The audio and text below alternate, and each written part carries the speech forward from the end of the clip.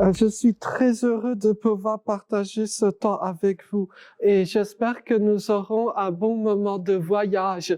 Et je dois vous apposer un petit bavardage au début, mais l'important, l'intéressant viendra juste après, à savoir notre échange que nous pourrons avoir et nous pourrons aborder les questions qui vous tiennent à cœur.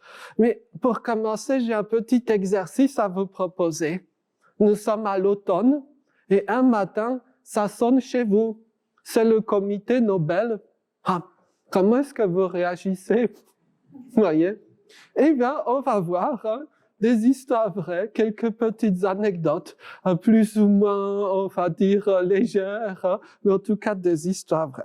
Voici notre premier personnage. Il s'appelle Peter Higgs. Un prix Nobel de physique en 2013. Vous pouvez aller vérifier. Donc lui, évidemment, il est très très fort en physique. Simplement, il a un problème. Il ne sait pas se servir d'un attel, quoi. Et donc, impossible pour le comité Nobel de le joindre. Heureusement qu'il a une voisine qui, elle, n'est peut-être pas aussi forte en physique, mais elle sait se servir d'un attel. Et c'est comme ça que le comité a pu réussir à le joindre, quoi. Et je trouve que c'est quand même tout à fait une belle histoire. Il n'y a pas des gens qui seraient forts dans tous les domaines. Ce n'est pas vrai. Nous sommes toujours dépendants des autres. Voyez, c'est un peu comme me le faisait remarquer un ami autiste. Il disait que tel ou tel chef d'État, eh bien, il est lourdement handicapé parce qu'il a besoin de beaucoup d'aide pour remplir ses dossiers. Voyez, mais c'est vrai. Même la personne la plus lourdement handicapée que l'on puisse imaginer n'a pas besoin du 10e de l'aide dont bénéficie un homme politique, l'aide humaine, on appelle ça peut-être comme ça, voyez. Donc, c'est à se demander ce qui constitue réellement le handicap ou pas, Bon, ça, c'était Peter Higgs. Voici notre suivante, c'est Doris Lessing. Donc, Doris Lessing, comme un certain nombre de gens, ne suit absolument pas l'actualité. Donc, un matin, elle sort de chez elle pour vaquer à ses activités ordinaires et elle voit qu'il y a une meute de photographes, quoi.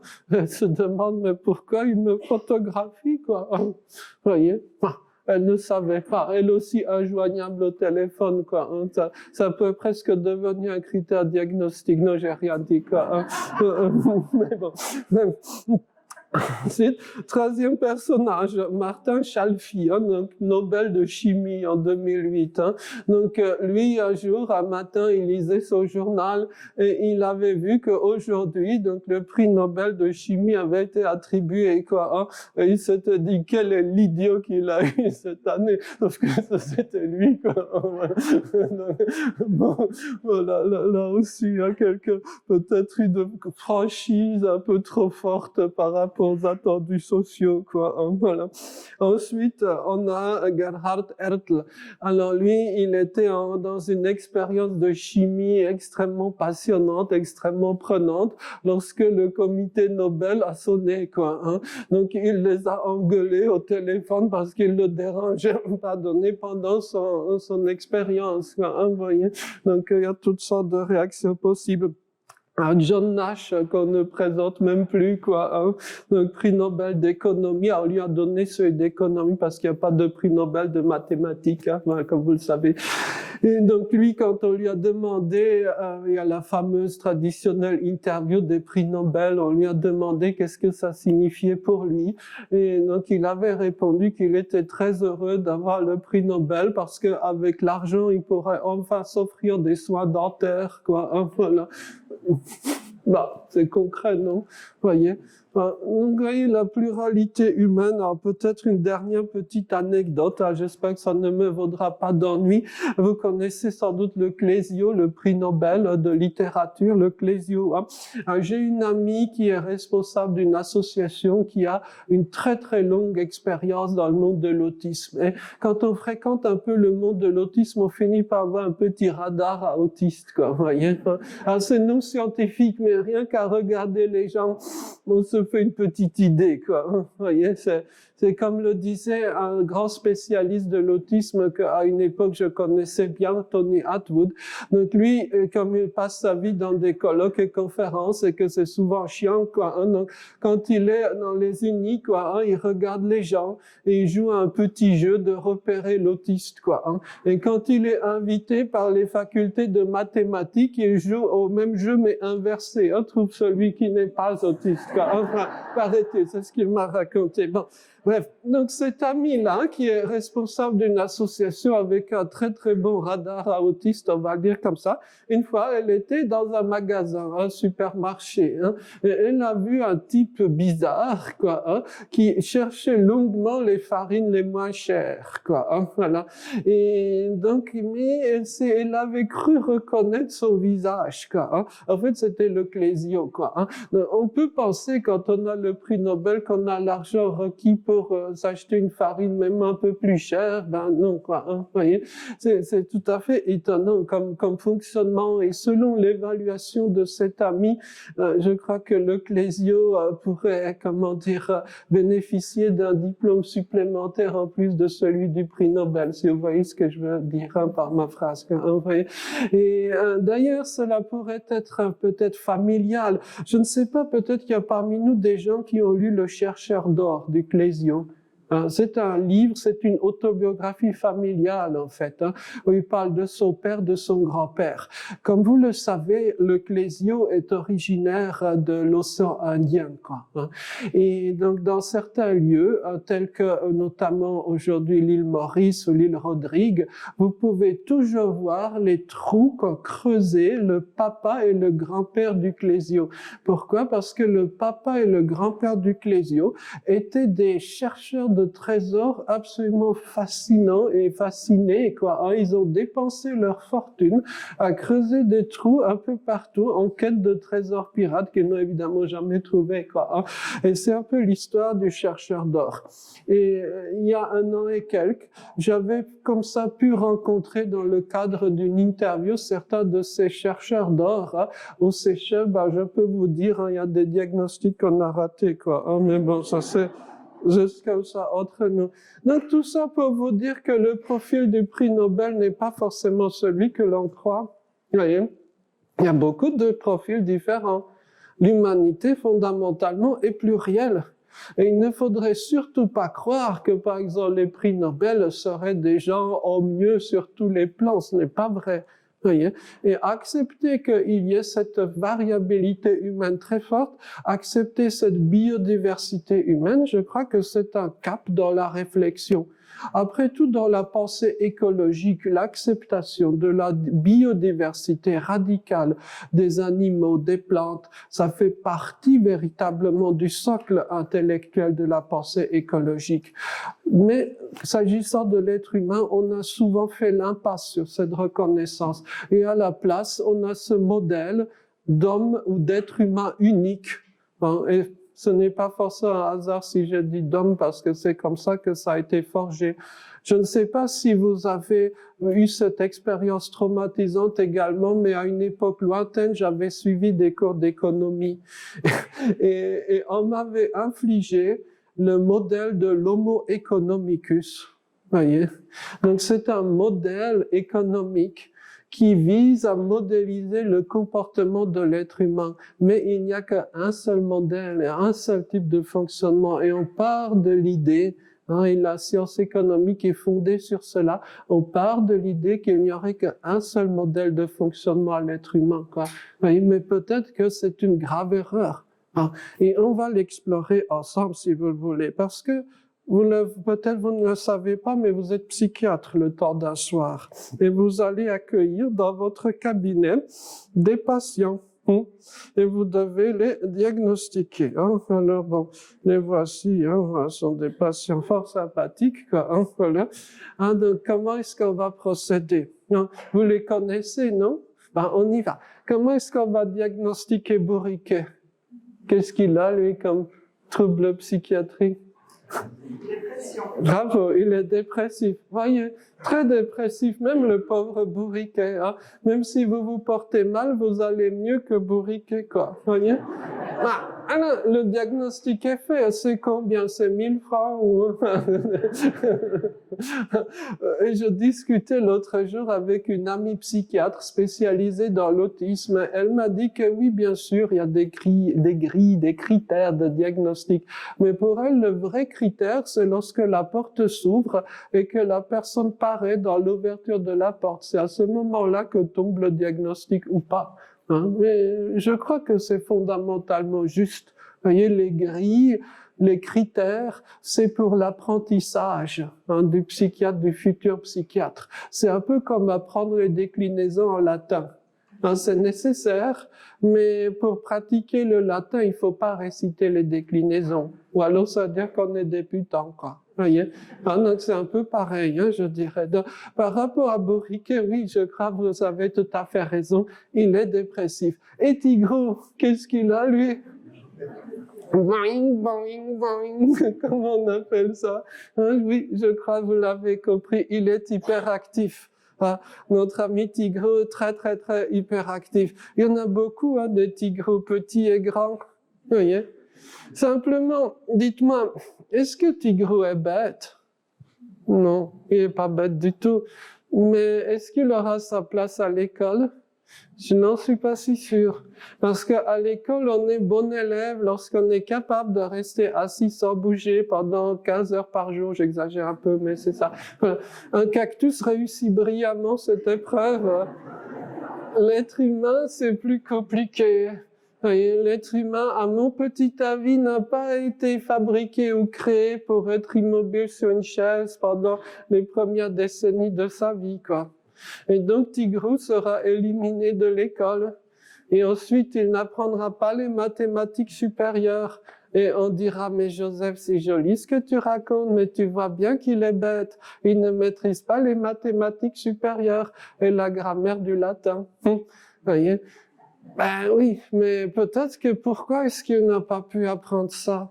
Comment se fait-il qu'il ait été éjecté de l'école? Ça, c'est une grave question. J'en discutais l'autre jour avec une amie qui a 3 qualités. Elle est maman d'un enfant autistique gros, on va l'appeler ça comme ça. Et d'autre part, elle est médecin dans un grand hôpital et elle est d'origine congolaise. Donc, elle connaît très bien son village d'origine. Et elle m'a expliqué, elle a parfaitement raison, qu'au village, il n'y a pas de maladie dite d'hyperactivité. On parle d'enfants pleins de vie. Les parents sont ravis d'avoir un enfant plein de vie, quoi. Comment se fait-il que nous autres, en Occident, on considère comme pathologique le fait d'être plein de vie? Ça donne quand même beaucoup à réfléchir. Je ne vais pas raconter de mauvaises anecdotes, mais dans l'uni où je bosse, eh bien, ce sont les examens présentement. Donc, pas plus tard qu'hier, j'ai vu comme ça des étudiants en plein examen qui avalent un cacheton après un autre d'un certain produit bien connu que je ne nommerai pas, ça commence par un R, quoi. Et je veux dire, est-ce que peut-être c'est la bonne approche, quoi? Vous voyez? Ça peut donner beaucoup à réfléchir. En tout cas, exclure Tigrou, c'est une grave bêtise. C'est une très, très grave bêtise. Ensuite, on en vient à Porcinet. Qu'est-ce qu'il a, Porcinet, à votre avis? Il a même plusieurs handicaps. Bon, d'une part, il bégaye, il est bègue. Voyez, nous vivons dans une société qui valorise les gens qui savent faire un baratin fluide. Si vous ne savez pas faire un baratin fluide, les gens croiront que vous êtes bête. Et rien que le fait d'avoir une petite particularité d'élocution, d'être bègue, par exemple, ça vous exclut drastiquement de la société. C'est spectaculaire.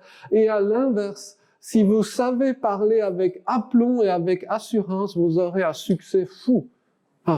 Je ne sais pas si je puis me permettre cette petite remarque presque autistique.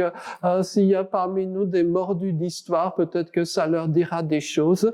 En l'an de grâce 1812, il y a eu un complot et un coup d'État absolument hors du commun à Paris.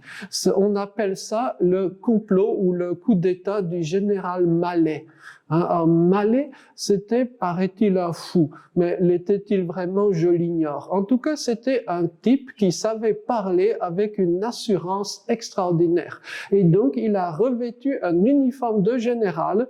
Il s'est présenté successivement à chacune des casernes de Paris en disant « L'empereur est mort, je suis le nouveau commandant militaire de Paris ». Et à un moment donné, il était le maître et des dizaines de milliers de soldats étaient à ses ordres. Uniquement parce qu'il savait parler avec aplomb, quoi. Alors qu'en fait, c'était totalement inventé. Et la société humaine fonctionne sur ces principes-là. C'est très impressionnant de voir sur quelles bêtises repose la société humaine. Et selon quels critères les gens vous considéreront comme un chef et vous donneront un gros salaire.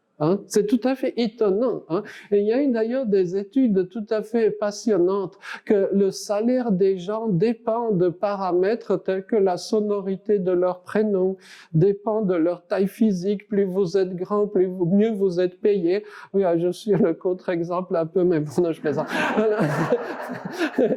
Mais voyez, ça dépend de ce genre de paramètres, quoi. C'est tout à fait étonnant. Et c'est là qu'on se dit qu'en termes de rationalité économique, on a un sacré bout de chemin à parcourir. Mais notre ami Porcinet, il a encore un autre handicap. Il est bègue, on l'a déjà dit. Qu'est-ce qu'il a d'autre? Souvenez-vous. Il est très anxieux. C'est un hyper anxieux. Il a aussi, si vous savez, un niveau d'anxiété très fort. Vous serez exclu de la société. C'est idiot, mais c'est comme ça que ça fonctionne dans notre société. Ça donne beaucoup à réfléchir. Puis il y a Maître Hibou. Comment est-ce qu'on appelle quelqu'un qui raconte des trucs super savants, mais totalement déconnecté des besoins du réel et de ce qui se passe actuellement? Lorsque la maison est en train de s'effondrer à cause d'un coup de vent, Maître Hibou est en train de vous raconter des choses très savantes sur la vitesse des vents et la climatologie générale. Je crois que dans le monde de l'autisme, on en a un des Maître Hibou, quoi. Et j'ai moi-même tendance, désolé, à être Maître Hibou. Par moment, il faut donc me rappeler à l'ordre si cela survient. Bon, Maître Hibou est parfois assez chiant, mais néanmoins, je pense que l'histoire sans lui serait un peu tristounette. Donc, qu'est-ce que vous en pensez, quoi, voyez? Et j'ai oublié un personnage. J'ai oublié Winnie lui-même. Dites-moi, à mon petit avis, aimer manger du miel, ce n'est pas un handicap. Mais Winnie, en fait, c'est le travailleur social modèle, quoi. Mais oui. Pourquoi? Parce que Winnie sait travailler avec tout le monde. Winnie travaille aussi bien avec Tigrou qu'avec Maître Hibou. Tout va bien avec Winnie, quoi. Winnie n'a peut-être pas fait 48 années d'études à l'Uni dans je ne sais quelle science de l'inclusiologie supérieure appliquée, mais il sait faire les choses. Il y a des gens qui ont ce genre de talent. Et je connais des entreprises qui seraient prêtes à payer des millions pour avoir leur Winnie. Pourquoi? Parce que Winnie l'ourson, il sait mettre fin à tous les conflits, à tous les tiraillements. Il y a un problème quelconque, il y a de la tension, les gens s'engueulent. Winnie arrive, tout s'arrête. C'est magique, quoi, ce genre de compétences. Il nous en faudrait davantage de Winnie, mais en fait, il y en a déjà parmi nous, sauf que nous ne savons pas valoriser ces personnes, nous ne savons pas mettre en avant et mettre ces personnes à l'endroit qu'il faut, c'est-à-dire en milieu professionnel, en milieu scolaire, etc. Peut-être qu'il y a parmi nous des gens qui ont vu le film Hors Normes. Ça vous dit quelque chose, le film Hors Normes? Le film Hors Normes, que je recommande très chaleureusement, n'est pas un film sur l'autisme, contrairement à ce que certains croient. C'est un film sur les effets magiques de l'autisme. Pour vous dire l'histoire en quelques mots, le film Hors Normes reprend une histoire vraie, celle d'associations animées, par exemple, par un ami qui s'appelle Daoud Tatou. Et donc, que fait Daoud? Il prend des jeunes qui sont en perdition sociale, On va dire comme ça, des jeunes beaucoup plus proches de la drogue que d'Emmanuel Kant, hein, si vous voyez ce que je veux dire, quoi, hein.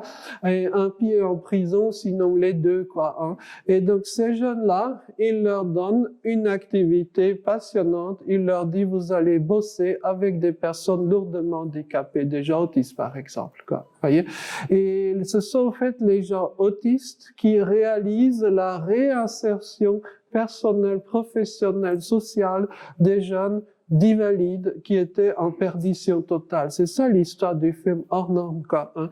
Et donc, il y a comme ça des gens qui peuvent être Winnie l'ourson, quoi, hein. À nous, en tant que société, de reconnaître ce genre, de valoriser ces compétences-là, c'est très important, voyez.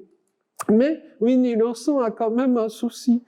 Est-ce que vous le savez, Winnie l'ourson est interdit en Chine. Et ce n'est pas une blague. Est-ce que quelqu'un sait pourquoi? Parce que Winnie ressemble comme deux gouttes d'eau au président chinois. Et il y a quantité de blagues à ce sujet plus ou moins fines sur Internet, quoi. Donc, ils ont interdit Winnie. On pourrait dire que c'est une histoire curieuse, mais en fait, il y a quelque chose de très profond là-dedans.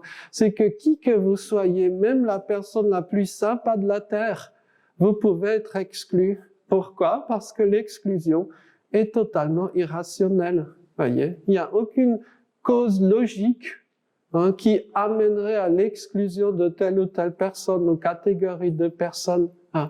Pourtant, ça se pratique. Donc, ça peut donner beaucoup à réfléchir. Même quelqu'un comme Winnie l'ourson peut se faire exclure, hein, et interdire, hein.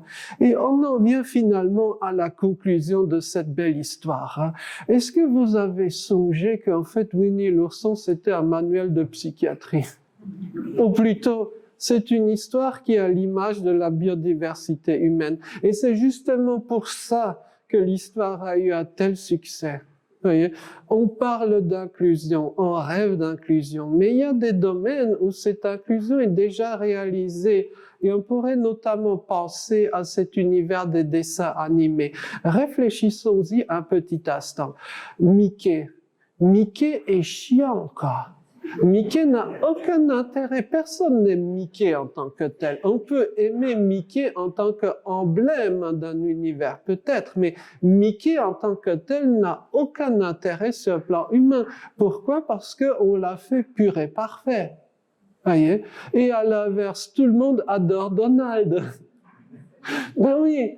Parce que à l'origine, lorsque le petit monde de Disney a commencé à se dessiner, hein, sans mauvais jeu de mots, eh bien, il y avait toutes sortes d'animaux, hein. Et pour des raisons commerciales, il avait fallu choisir l'un des animaux qui allait devenir une sorte de mascotte ou d'emblème pour tout le reste. Et on a choisi la souris. Et dès lors, on a essayé d'enlever tous les défauts, tous les traits un peu savoureux de la souris, donc de Mickey, et on a laissé une sorte de personnage insipide et sans intérêt, quoi. Ça peut donner beaucoup à réfléchir.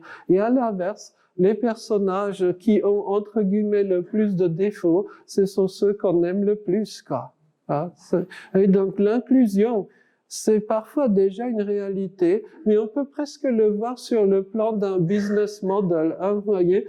S'il n'y a pas d'inclusion dans votre business model, à mon avis, ça ne va pas bien marcher, quoi, hein, voyez. Et on peut continuer la réflexion, cette réflexion sur l'univers Disney ou Disney, sur le dit à l'américaine, avec un autre personnage, hein. Alors, c'est une réflexion qui va être un peu dérangeante, hein, je vous préviens, hein, mais ça mérite peut-être d'être esquissé ou d'être mené, hein.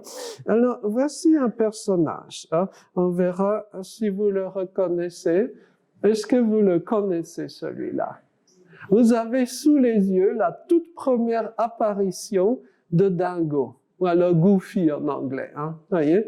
Donc, il est un peu différent du dingo qu'on a l'habitude de voir, mais il a déjà ses traits caractéristiques. Alors, d'où vient le personnage de Dingo, hein? Donc, Dingo est un chien. Dans sa toute première mouture, c'était un vieux chien qui est d'un sans-gêne total parce que il est en plein milieu d'une représentation musicale et il fait du bruit. Et de grâce, n'essayez surtout pas de singer les humains. Parce que c'est là, si vous réussissez à singer les humains, c'est là qu'on dira que vous êtes déficient intellectuel.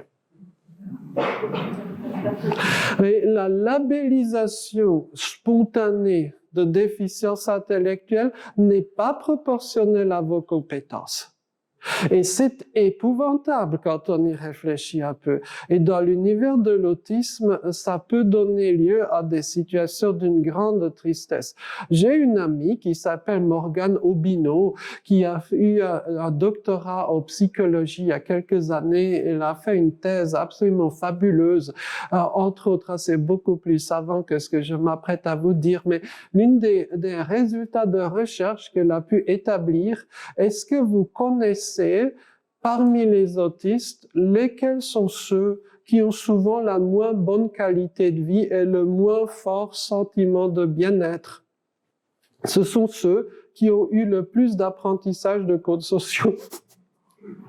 Oui, c'est épouvantable. Et surtout, il ne faut pas en conclure que cet apprentissage soit nuisible, c'est pas ça. Mais c'est simplement que si vous sentez poussé à jouer parfaitement la comédie sociale et si vous y parvenez à moitié, c'est là qu'on vous en tiendra rigueur. Par contre, si vous ne jouez pas du tout la comédie sociale, peut-être que les gens, alors certes, ils verront que vous êtes bizarre, mais vous aurez peut-être plus de chances d'avoir une place, en tout cas de quoi manger. C'est assez perturbant comme réflexion. Et on pourrait peut-être la continuer juste avec une note additionnelle. Est-ce que vous savez quels sont les profils dans le monde de l'autisme qui se suicident le plus? Et à l'inverse, ceux qui ne se suicident pas? Voyez, je crois que vous avez deviné. Et ce n'est pas forcément ce que spontanément on imaginerait. C'est un peu cette terrible dualité plutôt dingo, quoi. Voyez. Et donc oui, je pense avec les dessins animés de Disney, on peut apprendre beaucoup de choses. Ou les dessins animés en général, qu'est-ce que vous en pensez? Oui. Justement, on va maintenant parler de management, quoi. Voilà. Et on va apprendre différents types de management et plusieurs leçons de management. Pour commencer, j'ai une question à vous. Vous connaissez Lucky Luke? Est-ce que vous êtes capable de me citer dans le Far West de Lucky Luke, la seule, j'ai bien dit la seule entreprise durablement prospère?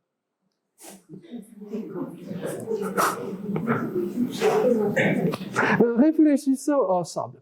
Alors, dans l'univers du Far West de Lucky Luke, vous avez plusieurs types de personnages. Vous avez les desperados ou les bandits, quoi. Oui, les bandits peuvent de temps à autre réussir un coup fabuleux. Par exemple, ils peuvent dévaliser la banque, mais à mon avis, ce n'est pas un modèle économique tout à fait durable. Et d'autre part, les desperados se font descendre toujours au bout de quelques semaines ou mois par d'autres desperados, quoi, ou par Lucky Luke, le cas échéant, quoi. Ouais. Donc c'est pas une bonne idée, c'est pas un bon plan de carrière. Je ne recommande pas à titre personnel, quoi. Qu'est-ce que vous avez d'autre? Vous avez les chercheurs d'or. Mais comme vous le savez, les chercheurs d'or finissent toujours ruinés. Je parlais du Clésio il y a quelques minutes. Voilà.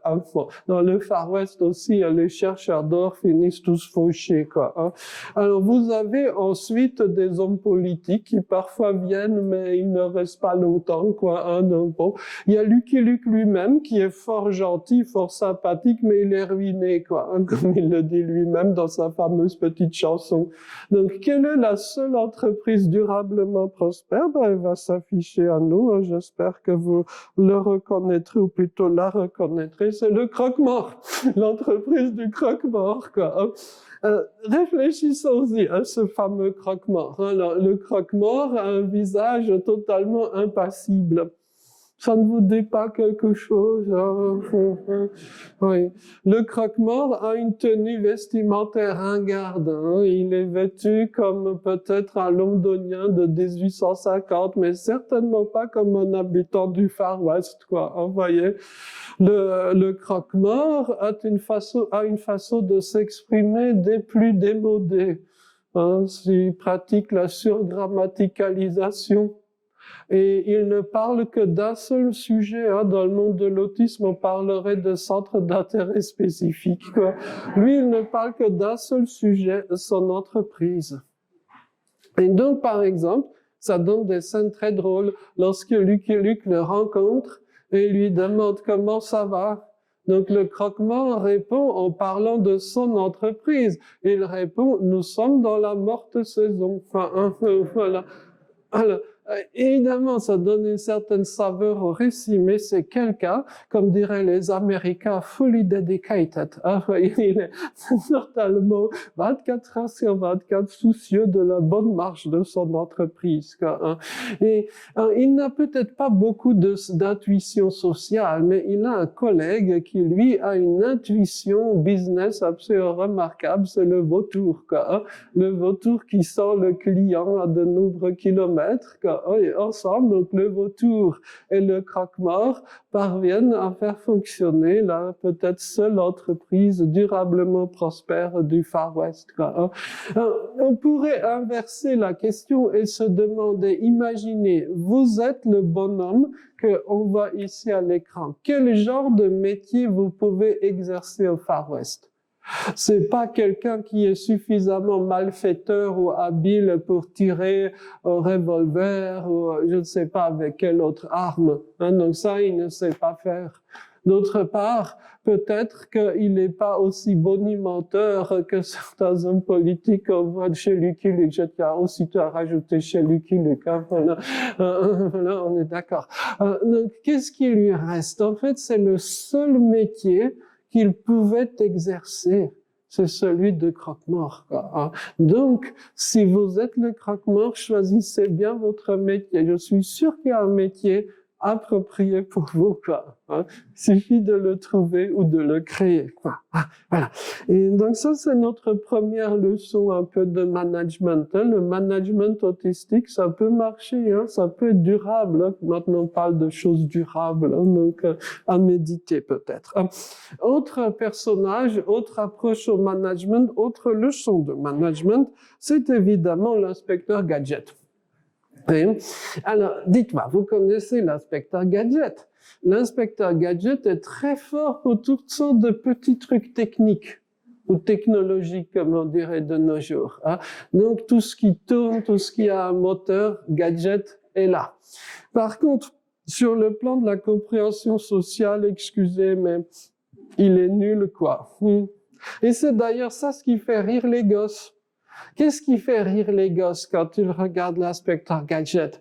C'est que les épisodes sont très répétitifs et, pardonnez, mais tout le monde a compris qu'il y avait un docteur Gang qui a volé un Gadget. Tout le monde l'a compris, sauf Gadget lui-même. Et c'est ça ce qui fait rire les gosses, quoi. Qu'il n'ait toujours pas compris qu'il y avait un docteur Gang qui lui en voulait, quoi. Mais réfléchissez un peu, le docteur Gang est supérieurement intelligent. Le docteur Gang a des agents partout. Comment se fait-il que le docteur Gang n'ait toujours pas réussi à éliminer Gadget? Parce que Gadget travaille en équipe. Mais attention, Gadget ne travaille pas dans une équipe de 5 autres gadgets. Non, non, non. Gadget bosse avec des gens très différents de lui. Et des gens qui sont chacun différents par rapport à l'autre. Hein. Et ça, c'est une fameuse leçon de team building. Vous voyez, dans le management, il y a quelques décennies, on enseignait que pour faire une équipe, hein, pour faire du team building, il fallait s'associer avec des gens comme soi-même. C'est une grossière erreur. Parce que si vous vous associez à des gens comme vous, eh bien, vous parviendrez tous au même résultat, au même moment, un degré d'innovation 0, et il n'y aura aucune complémentarité. associez-vous avec des gens bizarres par rapport à vous, bien sûr. Hein, on est toujours le bizarre de quelqu'un, quoi. Hein, voyez. Et ça, l'inspecteur Gadget l'a compris. Hein, c'est la leçon de management de l'inspecteur Gadget. Mais on n'en a pas fini. Il y a encore d'autres questions qu'on peut se poser. Avouons-le, hein, Gadget sur le plan des relations personnelles et sociales est vraiment nul, quoi. Comment se fait-il qu'on le garde à la police? Ben oui, si vous êtes policier, vous devez avoir quand même une capacité relationnelle extraordinaire avec les gens. Hein. Je vais vous donner juste un exemple facilement démontrable, le nombre de personnes que vous reconnaissez. Hein. En moyenne, même si c'est variable d'une personne à l'autre, mais en moyenne, l'être humain non autiste reconnaît avec facilité quelque chose comme 300, 400 visages ou formes du crâne, quoi. Voyez, un policier en moyenne, c'est 10 fois plus, quoi. Voyez? Donc, cette dimension interhumaine est tout à fait essentielle si vous voulez travailler dans la police. Comment se fait-il qu'on garde Gadget alors que de toute évidence, il est très nul? En fait, on le garde parce qu'il a d'autres qualités. Hein? Sa loyauté, hein, est absolue. Hein? Je dirais son sens du devoir. Tout ça, ce sont des qualités tout à fait géniales qui, à mon avis, contrebalancent largement ces problématiques sociales, quoi. Hein? Et c'est pour ça qu'on le garde. Et c'est pour ça, je pense qu'il est vraiment à sa place. Ça, c'est une autre leçon peut-être à tirer en termes de management. Hein? On ne peut pas être bon sur tous les plans.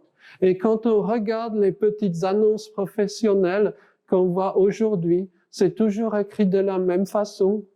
Et je me dis, est-ce que des gens qui correspondent exactement au texte des petites annonces, ça existe? Vous voyez, ça donne beaucoup à réfléchir là aussi. Et on en arrive peut-être à un troisième point.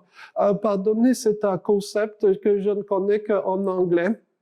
On appelle ça parfois le job crafting. Alors, en fait, c'est très simple. D'habitude, les entreprises, comment est-ce qu'elles fonctionnent? Elles ont un profil de poste. Par exemple, on a besoin de telle tâche dans l'entreprise. Et donc, on va chercher quelqu'un qui correspond à ce boulot-là. Le job crafting propose d'inverser la logique. Vous recrutez, vous engagez des gens. Et c'est en fonction de leur profil, une fois qu'ils sont là, que vous leur façonnez sur mesure le poste de travail. D'où le terme job crafting. Vous voyez? Donc, la fabrication, le bricolage, pourrait-on dire, d'un poste sur mesure. Et si j'ose dire, c'est la seule façon pour pouvoir recruter l'inspecteur Gadget. Parce que je crois dans aucun système économique, il n'y a un poste, un job qui correspond parfaitement au profil de l'inspecteur Gadget, quoi. Et à titre personnel, je dois vous l'avouer, je n'ai jamais été ou je n'ai jamais réussi à être recruté sur un poste donné et avec une procédure, on va dire, normale. À chaque fois que j'ai eu du travail, et j'ai la chance d'avoir presque toujours eu du travail, je sais que c'est une grande chance, c'est parce qu'il y avait quelqu'un qui a totalement court-circuité la procédure habituelle et qui m'a plus ou moins bricolé un poste sur mesure, quoi. Voyez? Donc, ça peut là aussi être une leçon peut-être de management. Si vous voulez que l'inspecteur Gadget ait sa place, eh bien, peut-être qu'il faudra réfléchir au poste qu'on va lui proposer. Hein? Et je suis sûr que l'inspecteur Gadget peut apporter beaucoup à votre entreprise, mais il faudra bien réfléchir et construire le poste sur mesure. Oui. Donc ça, c'était pour l'inspecteur Gadget. Vous voyez, l'inspecteur Gadget, c'est une fabuleuse leçon de management. Hein.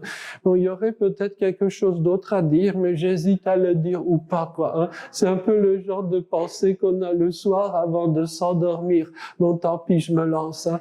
Et si le docteur Gang lui-même pouvait avoir un diagnostic, quoi? Oui, parce que quand même, ses obsessions, pourquoi il en veut un gadget? On n'en sait rien, quoi. Hein. Mais, voilà, mais il semble extrêmement mobilisé, hein. Et il a un chat bizarre, quoi. Hein. Je ne sais pas si vous connaissez le livre qui s'appelle Tous les chats sont autistes, quoi. Hein. C'est un livre assez étonnant, quoi. Hein. Bon, bref, il y aurait beaucoup de choses à dire, quoi. Hein.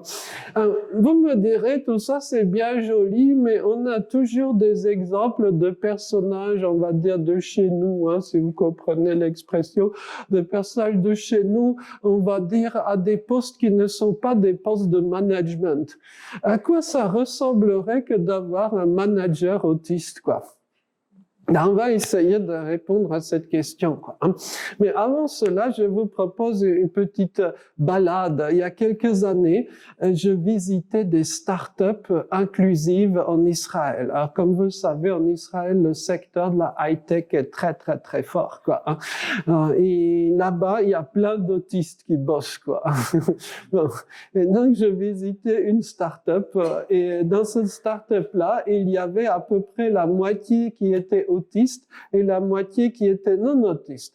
Moi, j'avais demandé, évidemment, un peu benoîtement, selon quels critères est-ce que vous répartissez les tâches, hein, quel job ira à un autiste ou à un non autiste, quoi, hein. Et le monsieur qui me faisait la visite m'a répondu très ouvertement: les tâches humiliantes et dégradantes, nous les donnons aux non autistes. Par exemple, le management, direction générale. Chacun a son approche aux choses et finalement tout le monde est content, quoi, au final, quoi. C'est quand même intéressant, hein, déjà cette leçon de management. Mais maintenant, imaginez que votre big boss soit autiste. Vous me direz, c'est une étrange perspective parce que en principe, par exemple en politique, on n'a pas beaucoup d'autistes et il y a des raisons à cela d'ailleurs. Mais bon, mais en fait, un film très connu a été réalisé sur un management d'autistes. Ce film-là, vous le connaissez, mais peut-être pas sous cet angle. Ce film, c'est Le Parrain, évidemment, quoi, hein, voyez. Le Parrain, il faut peut-être raconter l'histoire depuis le début. Et je tiens à préciser que le film Le Parrain est une histoire vraie. Hein, donc c'est pas de la fiction d'un fou furieux, hein, c'est une histoire vraie. Donc l'histoire, elle commence il y a très très longtemps, dans de très jolis paysages avec beaucoup de soleil. Ça se passe quelque part en Sicile. Mais malheureusement, dans ces très jolis paysages, il y a un gros problème. C'est qu'il y a une guerre des gangs de la mafia, hein. Et le parrain de l'un des clans a réussi à tuer, à massacrer une des familles rivales, hein. Donc ce parrain-là, le voici, c'est Don Ciccio, hein, et Don Ciccio a massacré une famille rivale. De cette famille-là, il n'y a eu que 2 survivants, une maman et son fils, hein. Et si vous vous souvenez de l'histoire, vous peut-être avez encore ces images en tête où la maman donc vient plaider la vie sauve de son fils auprès de Don Ciccio, hein. Et voici les 2 arguments que la maman avance, quoi. Alors, ce qui est stupéfiant, c'est que c'est dit clairement dans le film, mais les gens souvent l'ont oublié. Premier argument de la maman, c'est que mon fils est déficient intellectuel. Alors, elle ne le dit pas comme ça, elle dit bien pire, hein. Elle utilise un mot très grossier, quoi, hein, dans son dialecte sicilien. On peut dire en français, mon fils est débile, quoi, hein, quelque chose comme ça, hein. Et donc, deuxième argument que la maman avance, c'est que son fils ne parle pas. Il est non-verbal, comme on dirait dans notre jargon de l'autisme, hein. Donc, imaginez, vous avez face à vous une maman qui a un enfant de 9 ans qui est déficient intellectuel, qui ne parle pas. Qu'est-ce que vous ressentez? De la pitié, vous voulez l'aider peut-être, non, cette maman-là, voyez? Sauf que Don Ciccio ne réagit pas du tout comme ça. Don Ciccio a une réplique glaçante, qui est horrible, mais en fait, ça montre que Don Ciccio a peut-être mieux compris l'autisme que beaucoup de grands spécialistes contemporains. C'est que Don Ciccio répond: Madame, ce ne sont pas les paroles de votre fils que je crains, ce sont ses actes quand il sera grand. Voyez, il y a une fusillade qui éclate, la mère est tuée quelques instants plus tard, le fils par différentes, je sais pas, particularités, je ne sais trop quoi, il réussit à se sauver, quoi, hein. Donc il y a des semaines très confuses, hein, et il finit par se retrouver sur un bateau, et ce bateau donc arrive à New York. Alors, il y a ces fameuses scènes que vous connaissez parce qu'elles sont souvent présentes dans les films, où donc les nouveaux venus à New York défilent pour se faire enregistrer par la police, quoi, hein. Et c'est là qu'arrive le tour du petit. Sauf que problème, souvenez-vous, il ne parle pas. Hein. Et c'est là qu'il y a une scène qui est absolument géniale, c'est qu'on découvre qu'en fait, il sait écrire, parce qu'il écrit Corleone. En fait, Corleone, c'est son village d'origine, mais les policiers croient que c'est son nom, quoi. Hein, parce que normalement, chez les non-autistes, quand vous ne connaissez pas quelqu'un et quand celui-là ouvre la bouche, c'est pour se présenter, non? Pas pour présenter son village, quoi. Lui, le non-autiste pense d'abord à eux-mêmes. Non, je dis des méchancetés, je n'avais pas dû m'exprimer comme ça. Donc, c'est peut-être très important aussi, quand même. Et donc, il présente son village Corleone. Et bon, à l'époque, comme peut-être aujourd'hui, quand vous êtes un inconnu, on vous met en quarantaine. Sauf que lui, ça lui profite bien. Il est au calme, quoi. Vive le confinement.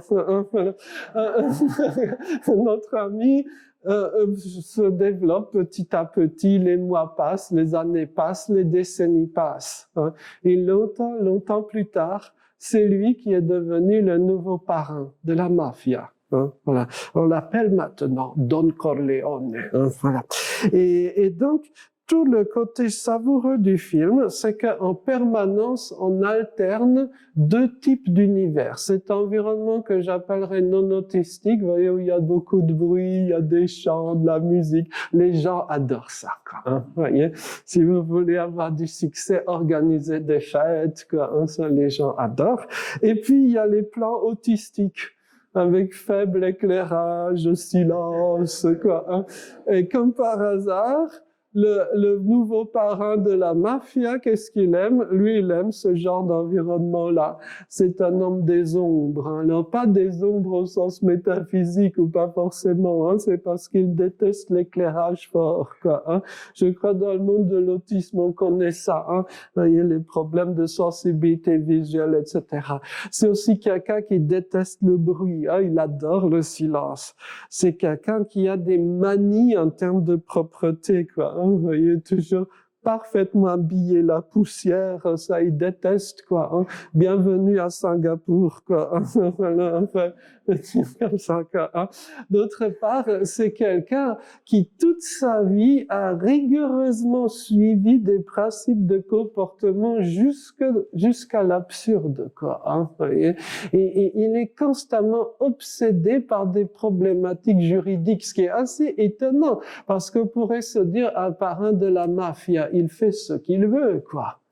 Ben non, il est constamment obsédé par est-ce qu'il doit faire ceci, est-ce que c'est légal ou pas, quoi. Hein? C'est assez étonnant, quoi. Hein? Et il a appris à parler, mais sa voix est très bizarre. Je ne sais pas si vous vous souvenez de la voix du parrain, quoi. Voilà. Alors, évidemment, personne n'oserait se moquer de la diction du parrain de la mafia. Hein, ça, c'est l'hypocrisie sociale. Mais il a un accent très bizarre. Ce n'est ni l'accent sicilien, ni l'accent new-yorkais. Hein, c'est un accent autistique bien de chez nous, quoi. Hein, c'est assez curieux, quoi, quand on y réfléchit. Donc, les années passent. Ah oui, j'ai oublié un point essentiel. Vous l'avez remarqué, Don Corleone est un designer de folie, quoi. Hein. À chaque fois qu'il est quelque part, ce sont des intérieurs magnifiques, hein, c'est sublime, quoi. Il a raté une vocation de designer, quoi, le type, quoi. Hein. C'est assez curieux quand on y réfléchit un peu. Mais bon, passons. Donc les années passent et il finit par mourir. Quand il meurt, c'est là qu'il y a deux constats un peu troublants. Premier constat, c'est que la petite famille qui était totalement insignifiante est devenue la famille la plus puissante de la mafia d'Amérique. Est-ce que le management autistique, ça peut marcher? Je ne sais pas. Hein, ça reste à voir. Hein, mais c'est une question qu'on peut parfois se poser, quoi. Autre remarque, et ça, c'est peut-être encore plus troublant. Lorsqu'il meurt aimé, quoi. Hein. Et pourquoi? Parce que toute sa vie, il a rigoureusement suivi les principes de comportement, quoi. Hein. Il fait un peu penser à Élisabeth II, hein, qui n'était pas autiste, mais peut-être mériterait un diplôme d'honneur ou je ne sais pas quoi. En termes de rigueur de comportement toute sa vie, sans faire la moindre erreur par rapport au protocole, c'est quand même assez impressionnant quand on y songe. Hein. Alors, évidemment, évidemment, vous me direz qu'il y a sans doute d'autres voies de réussite professionnelle que la mafia, hein, pour les gens autistes. Je suis tout à fait d'accord avec vous et j'en suis ravi. C'était un exemple un peu taquin, quoi. Hein. Ceci étant, si vous avez des films rigolos où il y a des exemples de management autistique, faites-moi savoir. Hein. Je suis toujours preneur de nouvelles blagues et anecdotes, quoi. Hein, donc, ne vous sentez surtout pas gêné, quoi. Hein. Maintenant, pendant les quelques minutes peut-être qu'il nous reste, je vous propose de faire un autre voyage, mais cette fois dans le temps, quoi. Hein. On va essayer d'explorer ce à quoi a pu ressembler la vie, le rôle des personnes différentes au long de l'histoire. Hein. Alors, on va commencer le voyage très, très lointainement. On va parler de la préhistoire. À quoi, à votre avis, ressemblait la vie des personnes, par exemple handicapées ou autistes, sous la préhistoire? Avez-vous une idée? Peut-être que vous me répondrez qu'on les tuait. Mais en êtes-vous si sûr? Ou bien est-ce que c'est un préjugé, quoi? Voyez, hein? Parce que les archéologues ont pu reconstituer des tombes qui remontent à la préhistoire et on voit des squelettes de gens qui parfois avaient les handicaps les plus lourds et on peut montrer que ces gens-là ont vécu. C'est-à-dire qu'il y avait des gens, peut-être des services, je ne sais pas, mais en tout cas des gens qui leur ont porté à manger, qui se sont occupés d'eux. C'est quand même très impressionnant. Peut-être que la préhistoire n'était pas la période barbare que l'on s'imagine, parce que pour notre petit égo chatouilleux, dire que la préhistoire c'était épouvantable, c'est un peu flatteur parce que ça veut dire que nous sommes des gens super, quoi. Mais est-ce que c'est réellement tellement clair ou pas? Et il y a un domaine de recherche un peu nouveau actuellement, fascinant, qui consiste à reconstituer, en tant que faire se peut, les conditions de vie, par exemple des gens sourds, des gens autistes dans les siècles passés. C'est une nouvelle approche à l'histoire, une nouvelle historiographie qui se développe. S'agissant du sujet de l'autisme, il y a ce bouquin-là, je me permets de lui faire un peu de publicité, parce qu'il est gratuitement disponible sur Internet, je crois. Il s'appelle donc La préhistoire de l'autisme. Dans ce livre, on a de façon très fouillée un certain nombre de rôles ou d'activités que pouvaient avoir des gens autistes, des gens qu'aujourd'hui on aurait pu diagnostiquer comme tels dans les âges reculés, quoi. Évidemment, l'exemple peut-être le plus frappant visuellement qu'on peut citer, ce sont bien sûr ces magnifiques dessins, ces peintures. Voyez, le mammouth ne peut pas physiquement rentrer dans la grotte étroite. Donc, vous devez mémoriser son apparence. Les oreilles des fauves que vous voyez ici correspondent à l'espèce en question. Or, le fauve ne prendra pas la pose devant vous. Dès lors, il faut avoir une extraordinaire mémoire des détails pour pouvoir repeindre ce que vous avez vu il y a peut-être 6 mois ou 1 an, quoi. Et c'est pas donné. Les gens ont tendance à surestimer très gravement leur mémoire visuelle. Je peux juste vous donner un tout petit exemple. Si vous fermez les yeux, êtes-vous capable de visualiser la Tour Eiffel? Me direz-vous, bien sûr. Mais combien de lamelles en métal voyez-vous? Ou même quelle est la structure métallique? Là, ça devient plus compliqué, quoi. Voyez? Et donc c'est là peut-être qu'on se dit que la mémoire visuelle n'est peut-être pas aussi forte qu'on aurait pu l'imaginer ou dont on pourrait rêver. Mais il y a des gens qui ont une mémoire très forte, quasiment photographique, quoi. Ce genre de profil-là, c'est déjà un premier point pour devenir peintre préhistorique.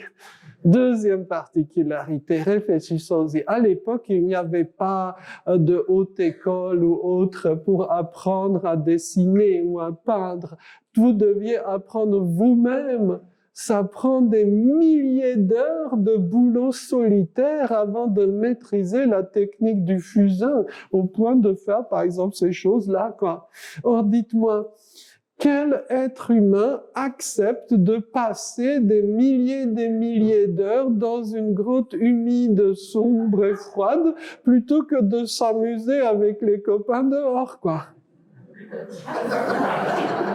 Ben oui, et d'autant plus qu'à l'époque, la vie humaine était courte, hein. Vous voyez, c'était pas 120 ans, quoi, hein. Vous voyez ce que je veux dire, quoi. Si c'était 20 ans, c'était déjà beaucoup, hein, à une époque. Voilà. Hein, donc ça peut donner beaucoup à réfléchir sur le profil de ces gens-là. Voyez. Alors, donc maintenant, on va sauter quelques millénaires et on en arrive à l'invention de l'écriture. Je ne sais pas, imaginez, vous êtes parent, vous avez un enfant qui passe sa vie à observer les craquelures sur les carapaces de tortues. Vous l'amenez chez le psychiatre, et que diagnostiquera donc le psychiatre? Je ne sais pas, mais en tout cas, heureusement qu'il y a des millénaires de cela en arrière, il y avait des gens qui ont consacré leur vie à observer les craquelures sur les carapaces de tortues, quoi. Hein, c'est tout à fait étonnant. Alors, une forme d'écriture peut-être mieux connue, hein, c'est le sumérien. Donc, chers amis, nous avons devant nous un exemple de tablette écrite en sumérien. Hein. Donc, le sumérien est sans doute la langue écrite la plus ancienne de l'aventure humaine, quoi, hein. Donc, comme vous pouvez l'observer, cette tablette, en fait, est très agrandie, hein. La taille réelle de ce que nous voyons ici agrandie, la taille réelle est à peu près une sorte de carte bancaire ou quelque chose comme ça, hein. Vous voyez, c'est à peu près cette taille-là. Donc, cette tablette-là est constellée de petits coups de maillet ou de marteau, hein, parce que c'est une écriture qu'on appelle cunéiforme. Ah, pourquoi cunéiforme? Parce que lorsque vous tapez avec le maillet, hein, les traces que ça laisse, ça ressemble à un clou, quoi, hein. Mais en fonction de l'orientation du coup de maillet, eh bien, ça aura un autre sens. Donc, si vous vous trompez, ne fût-ce qu'une seule fois, il faudra tout recommencer. On est d'accord? Voilà.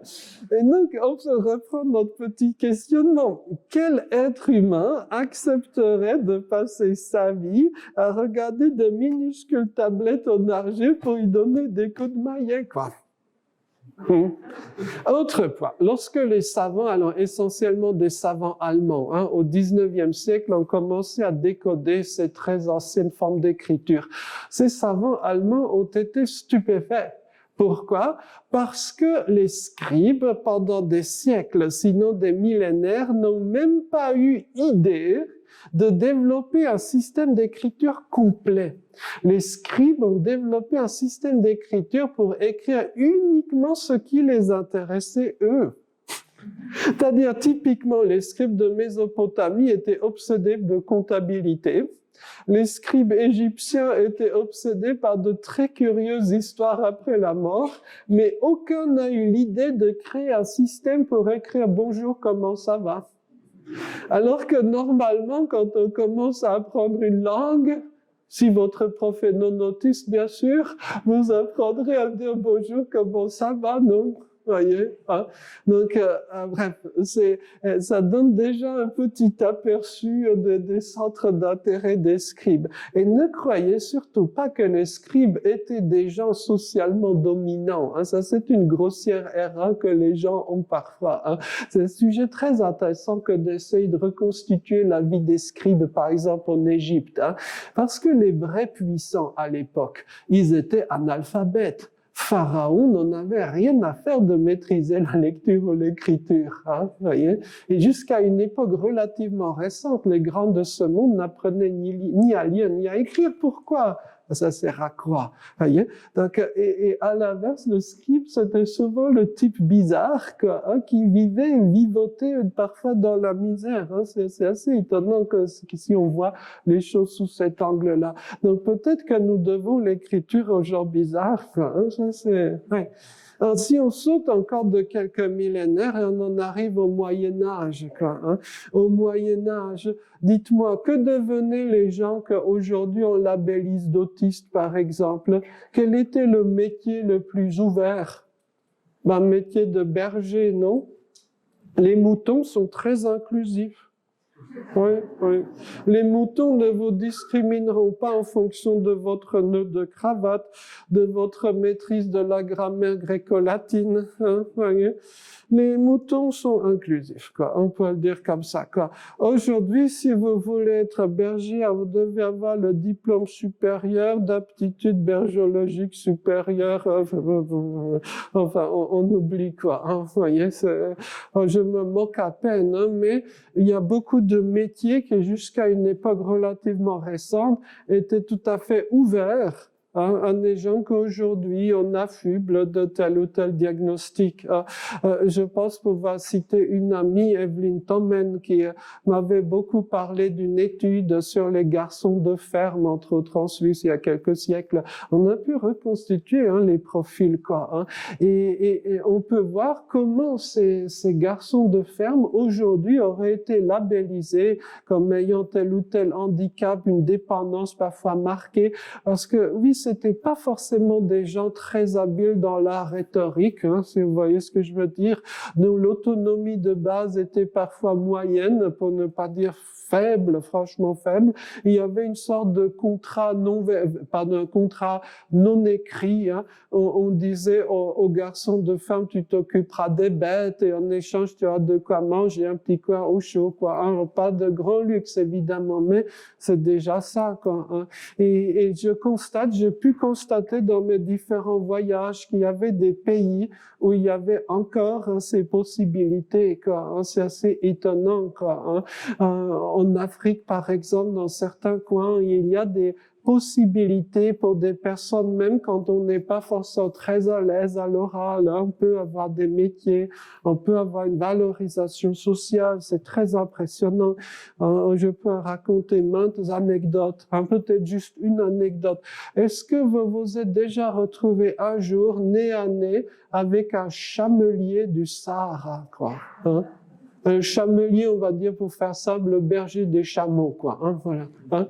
C'est pas tout à fait, comment dire, une star de télé-réalité. Hein, vous voyez ce que je veux dire par là. Hein. Un chamelier du Sahara, c'est parfois quelqu'un qui, en termes de parole orale, n'est pas des plus à l'aise. Hein, parce que quand vous faites ce job-là, eh bien, il peut s'écouler une année entière sans que vous croisiez un autre bipède humain, quoi. Hein. Donc, si vous êtes dépendant des communications sociales, si les réseaux sociaux, c'est 16 heures par jour pour vous, oubliez ce métier-là, hein, c'est pas approprié. Par contre, si vous avez un profil bien de chez nous, alors là, peut-être, voilà, il y a des possibilités, quoi, à réfléchir. Hein. Donc, les chameaux peuvent aussi être inclusifs. Mais qu'est-ce que devenaient au Moyen-Âge les plus bizarres des bizarres? Quoi, hein, ceux qui n'étaient ni bons pour faire la guerre, ni bons pour s'occuper des moutons, ceux qui ne savaient rien faire du tout. Qu'est-ce qu'ils ont fait? Ben, ils ont créé des petits clubs. Hein. En Amérique, aujourd'hui, on aurait appelé ça un safe space, mais à l'époque, on a désigné ça du mot latin de universitas, quoi. Hein, voyez. Et si vous avez un moment le soir, hein, je vous recommande de lire ou relire les biographies des universitaires du Moyen-Âge, c'est très savoureux, quoi. Hein, c'est absolument génial. Ils sont tous bien comme il faut, quoi. Hein, vous voyez ce que je veux dire, hein. Et donc, là où ça devient vraiment intéressant, c'est quand vous lisez les documents du Moyen-Âge sur les universités naissantes, on observe quelque chose de très perturbant, c'est que tous les documents sont en fait des documents de protection de ces personnes-là martyrisées par les autres. Parce que ces personnes qui aujourd'hui sont désignés comme universitaires. Hein, le latin de l'époque, c'était les scholares, quoi. Hein, presque comme le mot anglais scholars aujourd'hui, hein, scholares, quoi. Donc les scholares vivaient dans des conditions effroyables de misère. Hein, parce que oui, vous pouvez être spécialiste de grammaire latine et d'Aristote, mais ne pas savoir réchauffer la soupe. Hein, vous voyez, et ne pas avoir d'argent pour acheter la soupe. voyez. Et donc, il vivait dans des conditions effroyables, il se faisait harceler par tout le monde, hein. Il y avait des situations dramatiques où il se faisait massacrer littéralement par les autres. Et quand vous prenez les documents du Moyen-Âge, tout presque documents politiques ayant trait aux universités de l'époque, c'était des documents, des décisions, des ordonnances, des lettres patentes que les pouvoirs de l'époque prenaient pour préserver la vie de ces derniers des miséreux, quoi, hein. Donc les scolares, quoi, hein. Alors, le texte est long et un peu chiant, quoi, mais là vous avez un texte de l'an 1200 par exemple, hein. Ici vous avez une patente de Henri VI, donc c'était le roi de France et d'Angleterre, hein. C'était l'époque où il y avait, bref, vous connaissez cette particularité. Donc ici on voit que la première urgence de ces dirigeants-là, c'était de préserver ces marginaux qui se faisaient massacrer par un peu tout le monde, hein. C'est pas tout à fait l'image qu'on a parfois issues des brochures publicitaires sur les universités, hein. Et la vie était dure, hein. Et comme ces gens-là étaient parfois très instruits en grammaire latine, mais très nuls pour préparer la soupe, eh bien, il y a eu des entrepreneurs qui ont eu l'idée de créer des bâtiments où on proposerait la soupe à ces gens-là, à ces gens qui étaient tellement nuls qu'ils ne savaient pas survivre. Et c'est ce qu'on a appelé les collèges. Et l'un des créateurs de collèges les plus connus, c'était Robert de Sorbonne, quoi, hein, vous voyez. Je crois que ça donne beaucoup à réfléchir à ces choses. Alors, mais tous n'ont pas rejoint un des clubs, hein. Il y a eu des solitaires marqués quand même, hein. On pourrait en citer beaucoup, hein. Quand on y réfléchit, on trouve toujours dans l'histoire très ancienne, hein, des personnages qui sortaient de l'ordinaire. Alors je vais peut-être en citer un du monde arabe et un du monde européen. Alors est-ce que vous savez qui a réalisé le tout premier dictionnaire de langue arabe? Et sans doute le tout premier dictionnaire, on va dire, hors peut-être Indochine, quoi, hein, voyez. Il s'appelait Al-Farahidi, hein, donc aujourd'hui il serait omanais, hein, sur ce plan géographique, quoi, hein. Et donc Al-Farahidi était tellement obnubilé, hein, par ses sujets de recherche. On raconte qu'il est mort un jour quand il marchait à Basra, qui est aujourd'hui au sud de l'Irak, Bassora, peut-être que vous l'avez entendu prononcer comme ça. Et il était absorbé dans ses réflexions lexicographiques et il n'avait pas vu un pilier et sa tête a cogné violemment le pilier, il est mort, quoi. Ah, vrai ou faux, hein, ça situe un peu le personnage, quoi, hein, vous voyez. Ce genre d'histoire dit ça sent bien, quoi, ça sent bon, quoi, hein, voilà. On peut prendre cette fois un exemple européen, quoi. Vous voyez, les historiens, notamment de langue anglaise, ont pour habitude de parler des âges sombres, hein. Les âges sombres, c'était des périodes dans le haut Moyen-Âge notamment, où le danger était omniprésent. La situation était épouvantable, c'était des moments de guerre de tous contre tous, hein. Vous voyez, c'était l'époque où il y avait par exemple tel ou tel peuplade saxonne qui attaquait tel peuplade tout ce qu'on peut imaginer, quoi, hein. Et c'est à cette époque-là qu'a vécu celui qu'on a dénommé par la suite Bède le Vénérable, donc Beda Venerabilis, hein, donc qui est sans doute l'un des très rares qui nous a permis de connaître au moins un petit peu l'Angleterre de l'époque ou ce qui allait devenir donc l'Angleterre. C'est celui qui a écrit donc la Historia Anglorum, hein, l'histoire des Anglais. Et bon, c'est évidemment quelqu'un de très pudique, hein. C'est on va dire à l'opposé du fonctionnement des influenceurs à Dubaï ou autres, hein, vous voyez. Et donc il ne parle pas de lui, quoi, hein. Mais à la fin du gros livre, il y a quand même quelques mots, hein, sur sa recette du bonheur, hein. Je crois que ça, c'est quand même assez savoureux, hein. Donc pour atteindre le bonheur, hein, il faut observer disciplinae regularis, donc une discipline régulière, hein, et tous les jours, quotidianam, cantandi, hein, donc il faut chanter, hein, semper aut discere, hein, donc il faut étudier, aut docere, enseigner, aut scribere, hein, donc écrire, quoi, hein. Vous voyez, c'est quand même étonnant. Moi, ça me fait toujours penser à la tâche très ingrate qu'ont parfois les historiens lorsqu'ils doivent écrire la vie d'Emmanuel Kant. Écrire la vie d'Emmanuel Kant est d'un chiant absolu, parce qu'il n'a jamais quitté sa petite ville de Königsberg. Donc la biographie de Kant, c'est il est né, il a étudié et il est mort, très littéralement. Et les voisins, à l'époque, il n'y avait pas de montre, etc. Les voisins savaient que c'était midi quand ils voyaient Kant sortir et faire le tour du petit parc communal, Je trouve que c'est génial, Un voisin comme ça, vous êtes tranquille, Et peut-être qu'on doit beaucoup à ces gens bizarres, mais est-ce qu'aujourd'hui, on acceptera de donner une place à ces gens bizarres. Pour un peu vous provoquer, j'aurais envie de vous dire un mot de quelqu'un que vous connaissez. C'est Charles Darwin. En fait, Charles Darwin, je vais vous surprendre, mais Charles Darwin, c'était un clochard, c'était un loser, c'était un sale gosse. Alors, en fait, racontons à nouveau l'histoire de Charles Darwin. Charles Darwin avait un papa qui avait un rôle social très important. Et évidemment, le papa voulait que son fils, c'était l'époque, et il voulait que son fils fasse de belles études et devienne, comme on disait à l'époque, un monsieur, Voilà. Et donc, il amène son fils Charles à l'université. Catastrophe. Dès le premier cours, il s'engueule violemment avec le prof, Voilà. Donc, ensuite, le papa le pousse à essayer des études de géologie. Bis repetita, dès le premier cours, il s'engueule avec le prof de géologie. Et c'est là que Charles Darwin s'est juré de ne plus jamais remettre les pieds dans une université, Voilà.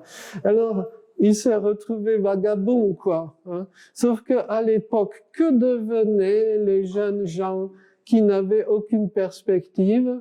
Eh bien, il y avait des voiliers, il y avait des bateaux. Et donc, on les prenait et on les mettait sur le voilier. Et le lendemain, le voilier partait. Et justement, il y avait un voilier qui s'appelait le Beagle. Et le jeune Charles Darwin se retrouvait sur le Beagle. Un jour donc, le Beagle est parti. Il a fait le tour du monde. Et c'est là, pendant les escales, que Charles Darwin a vu toutes sortes d'animaux, qui vivaient là. Il a commencé à les dessiner, Et c'est petit à petit qu'il a eu l'idée que, en fait, tous ces animaux, que ce soit ceux de l'Atlantique Sud, du Pacifique, de je ne sais où, eh bien, il y avait des régularités de forme. La mémoire de visuel, vous vous en souvenez, voilà. Et Darwin, suite à ce voyage, il s'est retiré au fin fond des bois. Darwin, c'était pas du tout quelqu'un de sociable, il vivait au fond des bois. Et pendant des décennies, il a ruminé sur les idées qui plus tard allaient le rendre connu. Mais en fait, qui a réellement lu Darwin, Darwin, il ne parle pas du tout de la survie du plus apte. Ça, c'est pas Darwin, Darwin, à l'inverse, il parle de la pluralité du vivant et du fait que ce soit souvent les plus méprisés qui survivent. La fameuse image des petites souris et des gros dinosaures. Quand Darwin écrivait ça, c'est évidemment à lui-même qu'il pensait. Alors vous me direz, c'est bien joli. Certes, c'est joli, mais c'est épouvantable parce que au 19e siècle encore, vous pouviez devenir le plus illustre des savants de votre temps sans jamais avoir mis les pieds à l'université de façon fonctionnelle, Est-ce qu'aujourd'hui, on accepterait ça?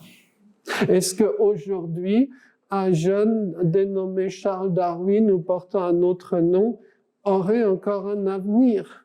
Ce sont des graves questions qu'on peut se poser. Est-ce que notre société ne devient pas de plus en plus excluante? Est-ce que, par exemple, il est aussi facile qu'il y a 100 ans ou 200 ans d'avoir une maison? Dites-moi, comment est-ce qu'on faisait pour avoir une maison il y a, par exemple, 200 ans et qu'on avait besoin d'une maison et qu'on n'en avait pas? Qu'est-ce qu'on faisait? On trouvait un petit coin où il y avait personne et on construisait sa baraque. Donc, voilà. Essayez de faire pareil aujourd'hui.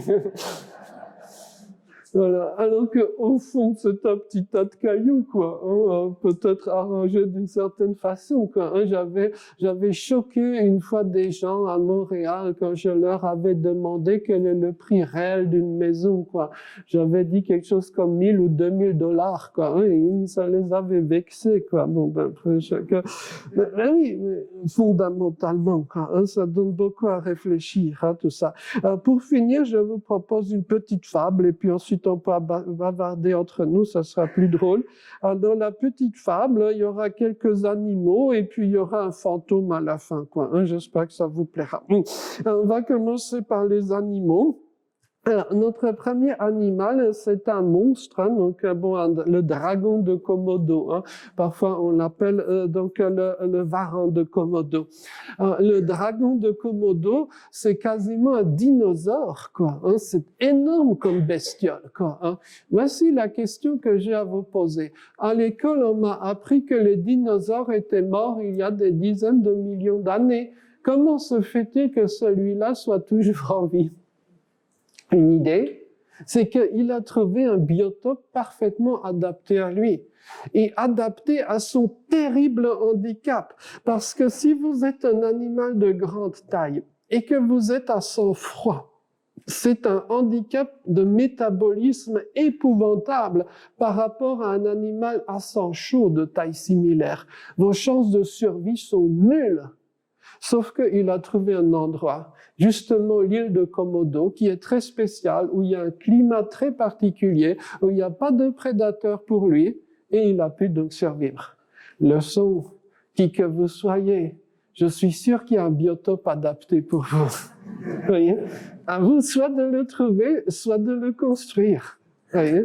Et dès lors que vous aurez trouvé votre biotope, vous n'aurez même pas la sensation d'être handicapé.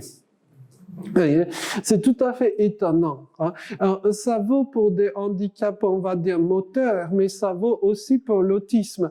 J'ai un ami qui est maintenant un vieux monsieur et qui a été l'élève de Chopler. Est-ce que vous voyez les gens parmi nous qui fréquentent le petit monde de l'autisme? Chopler avait inventé la méthode, aujourd'hui appelée méthode TEACH, hein, qui est l'une des grandes méthodes pratiquées dans le monde de l'autisme. Et l'observation de Chopler, en fait, avait été la suivante, hein, c'est que si vous créez un certain environnement, eh bien, même les enfants autistes, c'est Chopler lui-même qui remarquait ça, ne remarqueront même pas qu'ils sont autistes ou qu'ils sont censés être handicapés, quoi. Je ne vais pas vous raconter ma petite vie, mais j'ai la chance d'avoir des étudiants qui ont parfois des handicaps très lourds, quoi. Et donc, l'un d'eux, l'autre jour, m'avait dit, mais quand je suis dans un bon lieu avec des amis, j'oublie qu'en fait, je suis sur un fauteuil roulant. Mais voilà, c'est ça, quoi. C'est tout à fait étonnant. C'est comme ça que ça fonctionne, quoi. Donc, le handicap n'est pas lié à telle ou telle maladie ou tel handicap au sens médical que vous avez, mais c'est lié à l'environnement. C'est ce qu'on appelle dans le charabia le modèle social du handicap. Il y a 30 ou 40 ans, on avait une définition médicale du handicap. Par exemple, je tousse très fort, je vais chez mon médecin et le médecin diagnostique telle ou telle maladie et ça, c'est mon handicap, quoi. Ça, c'était il y a 40 ans. Aujourd'hui, on est handicapé non pas parce que telle ou telle particularité médicale causerait la difficulté, mais parce que dans notre environnement, il y a un souci qui vous empêche de fonctionner correctement. Exemple, si on est de petite taille, comment est-ce qu'on fait pour mettre les bagages en haut dans le train? On est en difficulté, quoi. Voyez? Et à l'inverse, quand on est de grande taille, comment est-ce qu'on fait pour les longs genoux, enfin les longues jambes et les genoux, quoi? Voyez? Comment on peut résoudre le problème? Il y a peut-être quelqu'un qui va dire, on va couper les jambes des grands, quoi. Mais est-ce que c'est une bonne approche? Je ne sais pas, je ne pense pas, je ne suis pas d'accord, moi. Voilà.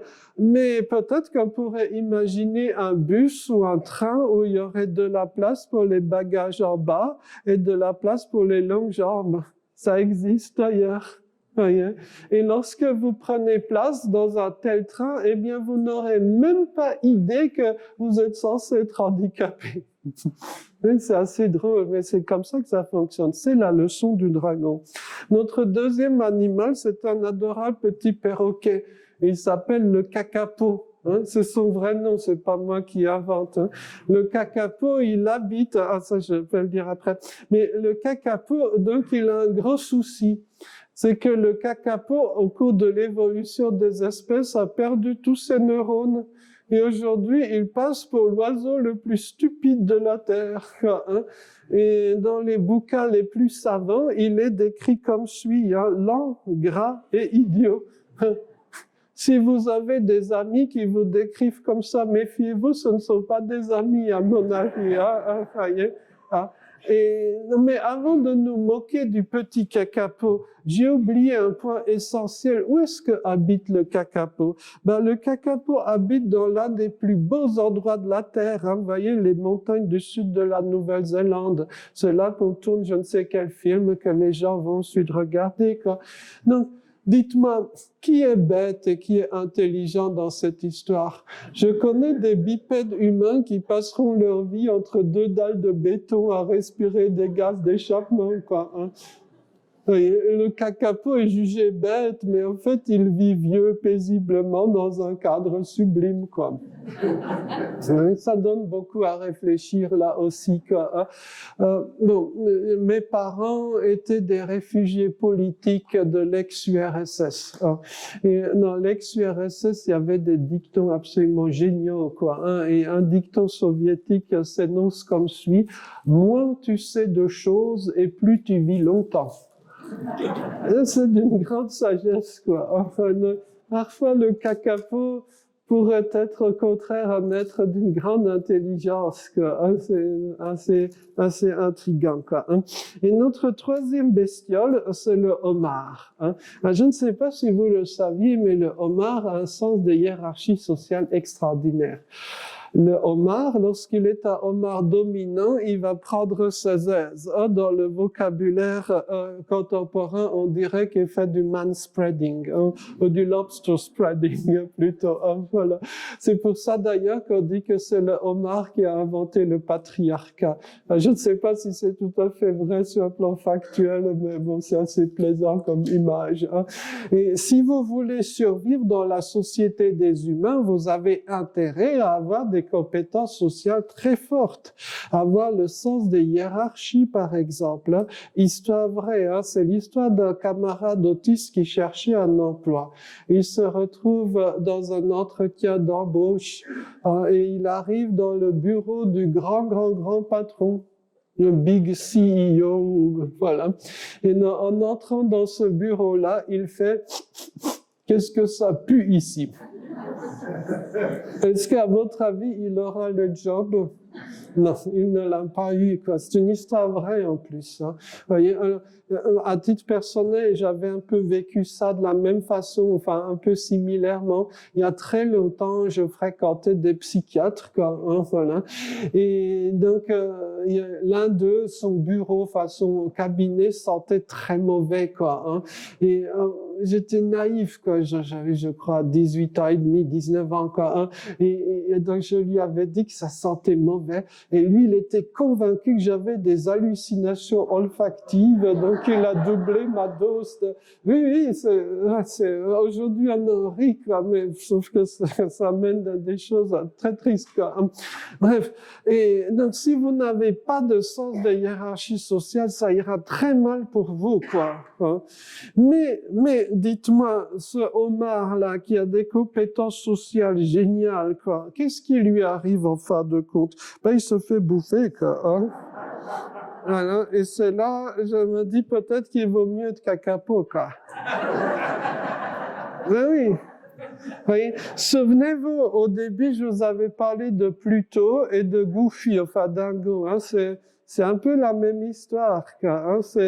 C'est très, très, très embêtant quand on y réfléchit un peu. Hein. Et c'est là qu'arrive notre dernier invité, c'est le fantôme. Hein. Je sais que vous l'attendiez avec la plus vive impatience. Donc, mais rassurez-vous, c'est un tout gentil fantôme, c'est Casper. Hein.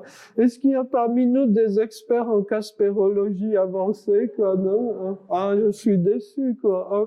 Il faut connaître Casper. Hein. C'est la base de toute sagesse philosophique, c'est Casper. Hein. Voilà. Je m'explique. Dites-moi, Casper, quel est son objectif dans la vie? Qu'est-ce qu'il veut, Casper? Voilà, il veut se faire des amis, quoi. C'est l'objectif de vie de Casper, quoi. Et Casper essaye de se faire des potes, mais ça ne marche pas. Pourquoi? Parce qu'il est un fantôme et les autres ont peur de lui. Aussi bien les animaux que les êtres humains. Tout le monde a peur des fantômes, et donc y compris de Casper. Hein. Et donc ça me fait toujours penser à ces enfants autistes. Et on dit il ne joue pas avec ses camarades. Mais en fait, ce sont les camarades qui ne jouent pas avec lui, quoi. Hein. Donc qui on va guérir ou pas, hein, c'est tout le débat, quoi. Hein. Donc les années passent et Casper finit par trouver un truc pour se faire des amis. Est-ce que vous savez comment il a réussi à enclencher le mécanisme, la spirale vertueuse? C'est parce qu'il a compris qu'on peut se faire des amis lorsqu'on aide les autres. Voyez. Alors, exemple, il y a eu plusieurs histoires chez Casper dans la même veine, hein, mais l'une des histoires, c'est l'histoire de l'ours et du scout, quoi. Hein. Donc, il y a un ours. Vous pouvez imaginer la scène, un ours très grand, très fort, très méchant, avec la salive déjà qui coule, quoi, hein, et qui veut bouffer un petit scout, quoi. Hein. Donc le petit scout essaye de s'enfuir, mais peine perdue parce que l'ours est beaucoup plus costaud et beaucoup plus rapide. Donc l'ours est sur le point vraiment de bouffer le petit scout. Lorsque Casper survient, Casper fait peur à l'ours s'enfuit et le petit scout est sauvé, quoi. Voyez? Et c'est à ce moment-là que le petit scout comprend que Casper est un copain. Et il y a plusieurs épisodes un peu similaires, mais qui aboutissent toujours à la même conclusion. Donc, moralité de l'histoire, si vous avez un handicap, votre mission ici-bas, c'est d'aider les gens valides, quoi. Hein? Voilà. C'est essentiel. Alors, sans faire du mauvais esprit, quoi, hein, c'est tout simplement un constat. Je dois vous faire un aveu, hein, c'est que je suis né le même jour et la même année que Britney Spears. Exactement. C'est vrai, hein, c'est un constat. Hein, enfin. Alors, bon, par la suite, j'ai fini par comprendre que Britney et moi, on avait un autre point commun, c'est que ni elle ni moi ne savons chanter, quoi. Hein, c'est un peu fâcheux. Voilà. Mais en fait, pourquoi le cas de Britney Spears est très intéressant? C'est que Britney Spears a eu dans tous les domaines, dès le plus jeune âge, un succès dépassant de très loin les rêves du plus fou des ambitieux. Entendez, même si vous êtes une personne pathologiquement possédée par l'ambition et l'arrivisme, même dans vos rêves les plus fous, vous ne pouvez pas envisager un succès analogue à celui de Britney Spears. Et à quoi ça a mené, quoi. Voyez? Peut-être que si elle avait été autiste, si elle avait eu un autre type de job, peut-être qu'elle aurait été bien plus heureuse, quoi. C'est très perturbant comme pensée. Le handicap n'est pas toujours celui que l'on croit. Donc il faut aider les autres, quoi. Hein, si on est handicapé, parce que les valides mènent une vie très triste, quoi. Hein, voyez? Dans mes petites pérégrinations au cours des années, j'ai pu rencontrer plein de gens. Hein. J'ai pu rencontrer toutes sortes de chefs d'État, des prix Nobel, des milliardaires. J'ai même rencontré Gorbatchev. Alors c'était au chiottes, mais je l'ai rencontré comme... Si, c'est vrai. Hein, c'est une histoire authentique. Et donc, ce que je veux dire par là, c'est que quand vous regardez la vraie vie de ces, entre guillemets, grands de ce monde, c'est d'une telle tristesse que parfois je me dis, mais certains de mes étudiants qui ont un handicap lourd, eux, ils mènent une vie bien plus heureuse, quoi, et épanouie.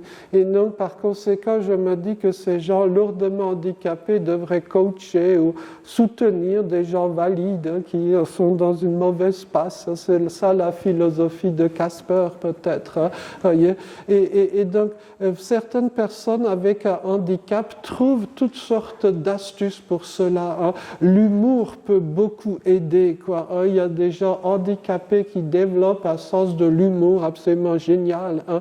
Mon tout premier employeur, je travaillais pendant près de 8 ans pour lui, était un monsieur aveugle de naissance. Je vous recommande très vivement de bosser pour des aveugles parce qu'ils sont inclusifs, ils n'en ont rien à faire de votre coiffure. Ou, je ne sais pas faire un nœud de cravate, par exemple, à titre personnel. Ben, si mon patron est aveugle, il n'y a aucun problème, quoi. Vous voyez ce que je veux dire, hein?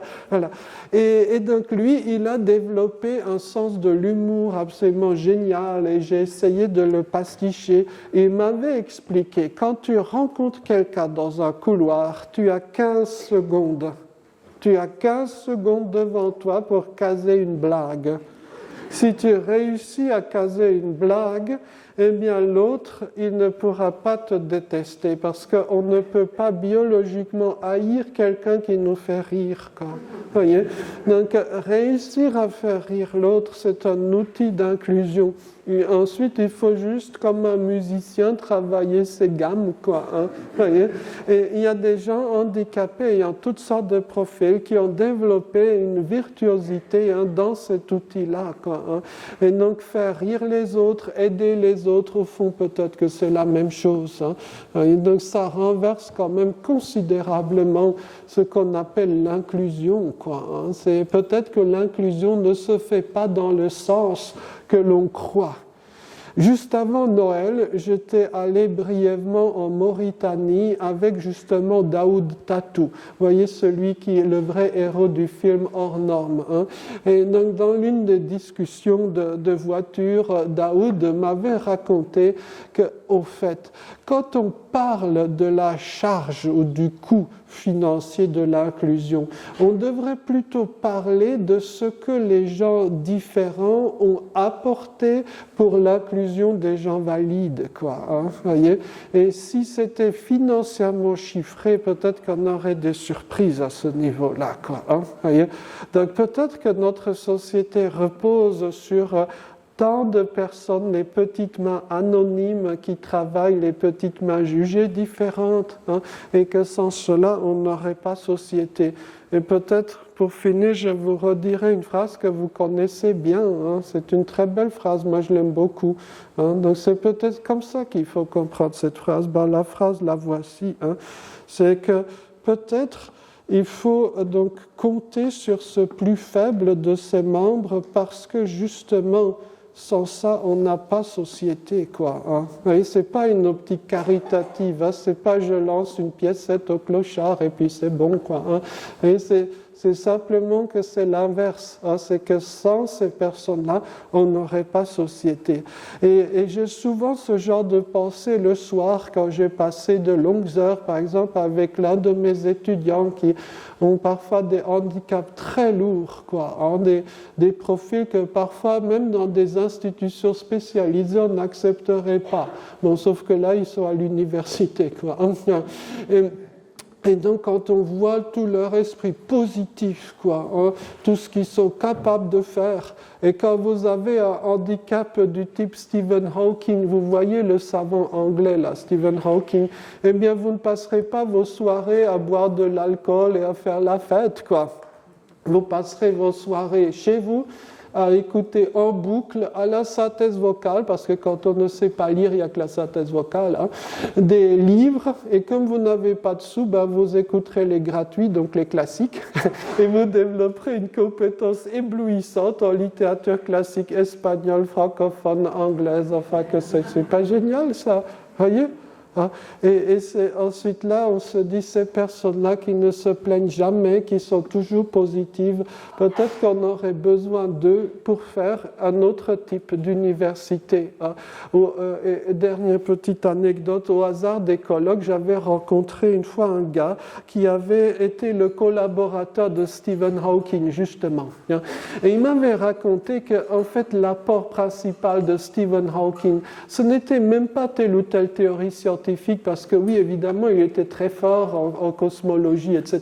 Mais l'apport principal de Stephen Hawking, c'est qu'il a soudé les équipes dans son université, quoi, hein, voyez?